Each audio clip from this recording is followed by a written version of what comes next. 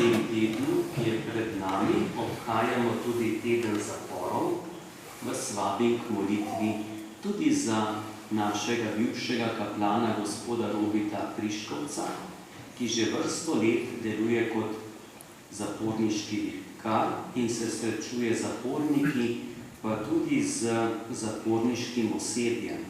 Ne bo molitev v tem tednu za vse ljudi, ki trpijo, tudi zaradi teh kriminalnih dejanj, pa tudi za ljudi, ki so kot zaposleni na tem področju.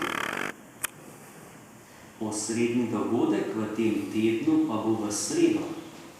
V sredo goduje sveta Cecilija, zavetnica cerkvene glasbe, cerkvenih pevcev, glasbenikov, zavetnica pritrkovalcev in bo v sredo pri sveti maši sodelovanje vseh pevskih zborov naše župnije. To je res srečanje pevcev pri prošnjah sveti Ceciliji in to je en velik dogodek v naši župniji, zato prav vsi tudi povabljeni v sredo k sveti maši, da bi začutili to lepoto bogoslužja tega petja, toliko pevcev, ki je redko zbranih v župnijski cerkvi, kakor prav na god svete Cecilije, da bi skupaj praznovali in tudi živeli ta talent cerkvene glasbe in lepoto cerkvenega petja. Prihodna nedelja je praznik Kristusa Kralja. To je zadnja nedelja v cerkvenem letu pred začetkom adventnega časa. Sedaj po sveti maši se bomo zbrali ob novem, lahko bi rekli kar novem križu, ker je obnovljen po tolikih letih. Tukaj bi rad izrazil hvaležnost vsem, ki ste dali pobudo za obnovo križa, ki ste tudi to obnovo gmotno podprli in vsem, ki ste to obnovo tudi naredili.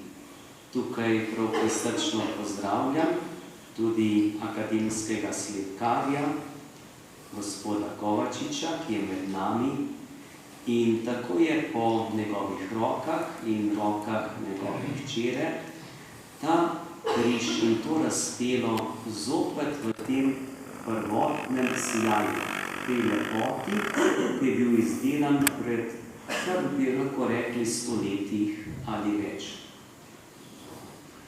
Koliko je tukaj bilo ljubezni, pa tudi močne vere naših prednikov, da so izdelali to znamenje odrešenja, to znamenje Božje ljubezni.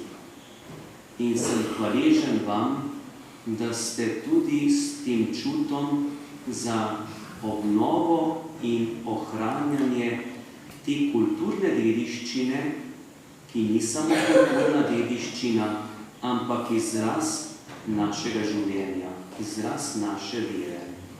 In prav tukaj, ko prihajamo k cerkvi, na pokopališče, ki je kraj počitka naših krajnih, lahko bi rekli na vhodu v ta prostor, ki je svet prostor, prostor, kjer stoji Božje svetišče, tukaj se srečuje človek z znamenjem odrešenja.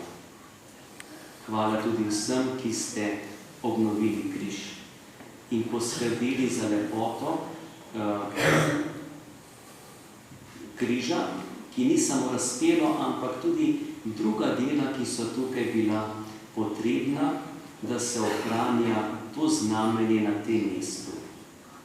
Naj bo mnogim ljudem to znamenje tudi to spodbuda k notranjemu čutenju, kako je vera, dragocen talent, ki ga ohranjamo in z njim tudi živimo. Zato bomo sedaj pred zaključkom svete maše tudi zapeli zahvalno pesem v hvaležnosti za obnovo križa, pa tudi v hvaležnosti za dar vere. Brez vere človek živi težko. Če pa že živi, pa žal živi z nižjo kvaliteto življenja. Vera pa nas dviga k višji kvaliteti in daje dodano vrednost.